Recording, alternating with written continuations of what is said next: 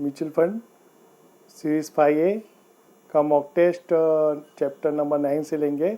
Part सी रहेगा ये हमारा। पार्ट ए पार्ट बी हमने ऑलरेडी कवर कर लिया है। तो शुरू करने से पहले फ्रेंड्स आपसे रिक्वेस्ट है कि अगर आपने ये चैनल सब्सक्राइब नहीं किया है तो प्लीज़ आप इसे सब्सक्राइब कर लीजिए, ताकि आपको ऐसे ही आगे अच्छे म्यूचुअल फंड और अदर फाइनेंशियल प्रोडक्ट से रिलेटेड वीडियो आपको मिलती रहे। तो चलो शुरू करते हैं। In case of equity fund, debt fund, other than liquid fund, redemption and switch out of the following are true.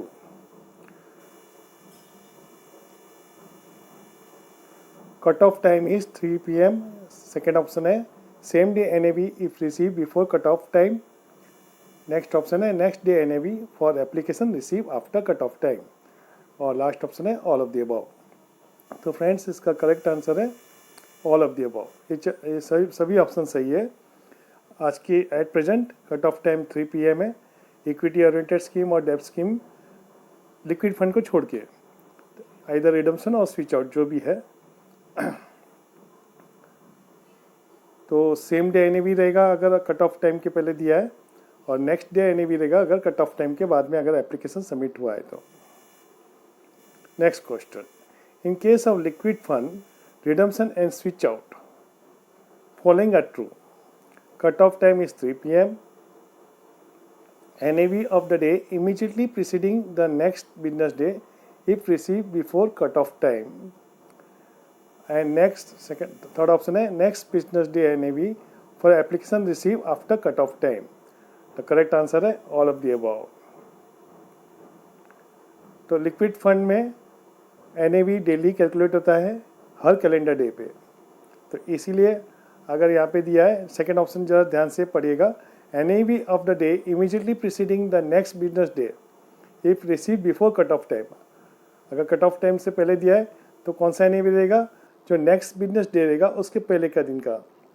क्योंकि अगर मान लीजिए आज मंडे है और कल ट्यूसडे को हॉलीडे है तो फिर NAV कौन सा रहेगा, वेडनेसडे वर्किंग डे है तो वेडनेसडे का एक दिन पहले का यानी ट्यूसडे का रहेगा। अगर मान लीजिए कि अगर कल हॉलीडे नहीं है तो उसके जो वर्किंग डे जो पहले रहेगा उसी का NAV रहेगा। और अगर application receive after cut off time तो नेक्स्ट बिजनेस डे का रहेगा वो। अगर मंडे को एप्लीकेशन सबमिट हुआ है और ट्यूसडे को हॉलीडे है और वेडनेसडे को वर्किंग डे तो वेडनेसडे का NAV एप्लीकेबल रहेगा। Next question, if an application is made on Monday to buy equity, if application is made on Monday to buy equity fund and fund get realized on Wednesday by 2 p.m. it will be the dash NAV। तो correct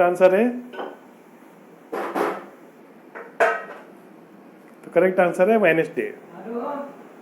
if the application receive on the Monday तो यानी जिस दिन fund realise होगा उसी दिन का NAV applicable होगा इक्विटी फंड में। Next question, if application is made on Monday to buy equity fund and fund get realise on Wednesday by 5 PM it will be dash day NAV। अगर application Monday को submit किया है और fund get realise Wednesday को 5 PM को अगर fund realise होता है तो करेक्ट आंसर है थर्सडे को रहेगा, क्योंकि कट ऑफ टाइम के बाद में रियलाइज हुआ है, देयरफॉर फिर थर्सडे को रहेगा। Next question, mutual fund shall calculate NAV for each calendar day for their dash fund plan scheme and plan. The correct answer is liquid fund. Liquid fund में हर कैलेंडर डे में NAV calculate होता है। Next question, when the cutoff time is applied, the time when it is submitted to the officially point of acceptance is relevant, not the time when the investor submit the transaction request to the distributor. True or false? The correct answer is true. यानी ऐसा नहीं कि आपके distributor को जिस time पे application submit किया, request submit किया, वो टाइम एप्लीकेबल होगा। कट ऑफ टाइम उस टाइम पे जब ऑफिशियल पॉइंट ऑफ एक्सेप्टेंस में आपने दिया है, सबमिट किया है, तभी it is relevant. That cut off time will be, उसी कट ऑफ टाइम को स्टैंपिंग होगा। Next question, for small investor who do not have PAN card, KRA issue then. Answer है PAN exempt KYC reference number, PEKRN, second PAN number. The correct answer है PEKRN। Next question है, in online KYC process SEBI has enabled the usage of, option है e sign, digi lockers, electronic signature, all of the above. तो correct answer है all of the above. Next question, for the NRI investor dash is so identification number for KYC compliance। The correct answer है pan. आधार NRI investor के लिए नहीं होता है, therefore pan is applicable. KYC for NRI following address proof is mandatory. Address proof क्या है, NRI के लिए एड्रेस प्रूफ कौन सा मैंडेटरी रहेगा? तो यहाँ पे ऑप्शन दिया है passport, PIO card, OCI card and overseas address proof, and last option है any of the above. The correct answer है एनी ऑफ द अबव। तो यहाँ पे एड्रेस प्रूफ के लिए ये एप्लीकेबल रहेगा और आइडेंटिफिकेशन नंबर के लिए पैन एप्लीकेबल रहेगा, जो अबव क्वेश्चन में दिया हुआ है। Next question, the ultimately beneficial owner UBO are not applicable to listed company or subsidiaries of the same. The correct answer is true. Ultimate beneficial owner in case of company, option है company is one who own or is entitled to more than 25% of its share of profit. Second option है partnership and body of person, one who own more than 15%. Third option है trust. This include the settler, trustee, the beneficiary who are entitled to 15% or more of the benefit. The correct answer है all of the above. ये सभी ultimate beneficiary owner के eligible है।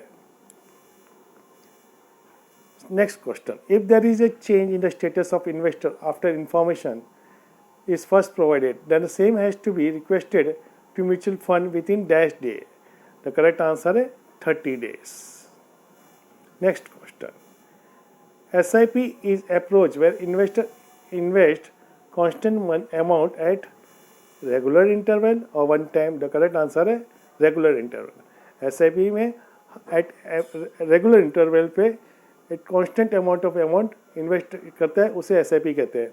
मान लीजिए आप हर महीने 1000 रुपये इन्वेस्ट करते हो तो उसे SIP कहते हैं, या हर वीकली आप करते हो 500-1000 रुपये जो भी है तो उसे SIP कहते हैं। यानी एक रेगुलर इंटरवल में एक कांस्टेंट मनी आप इन्वेस्ट करते हो तो उसे SIP कहते हैं, systematic investment plan. Next question, SIP is also called value cost averaging, rupee cost averaging. The correct answer है rupee cost averaging. Next question, investor can invest in SIP through, option a post dated cheque, NACH, standing instruction, any of the above. तो इसका correct answer है any of the above.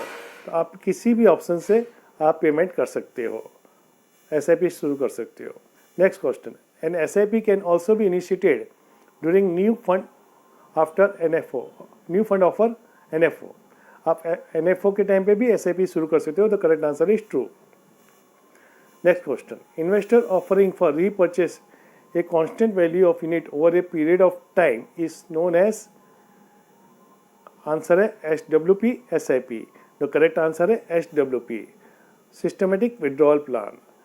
यानी हर महीने आप redemption के लिए करते हो कांस्टेंट, माने हर महीने आप पर्टिकुलर अमाउंट रिडम करते हो तो उसे सिस्टमेटिक विड्रॉल प्लान कहते हैं।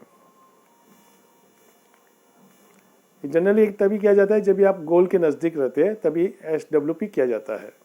Next question, in STP the amount that is withdrawn from the scheme, from the source scheme, is reinvested in some other scheme called the target scheme of the dash mutual fund, same mutual fund or the mutual fund. The correct answer is same mutual fund.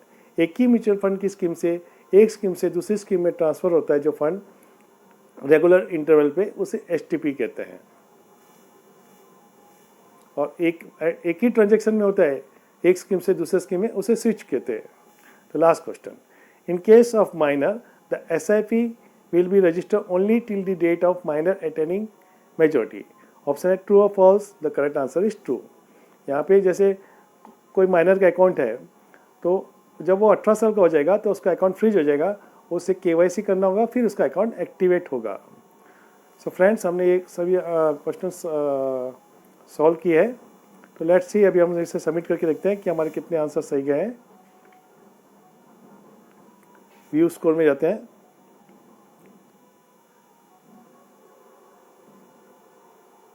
तो हमारे 20 out of 20 है, सभी answer सही गए। तो मैं उम्मीद करता हूँ कि आपको ये वीडियो पसंद आया। अगर आपको ये वीडियो पसंद आया तो प्लीज़ इसे आप सब्सक्राइब कीजिए और अपने ग्रुप में शेयर कीजिए। Thank you very much.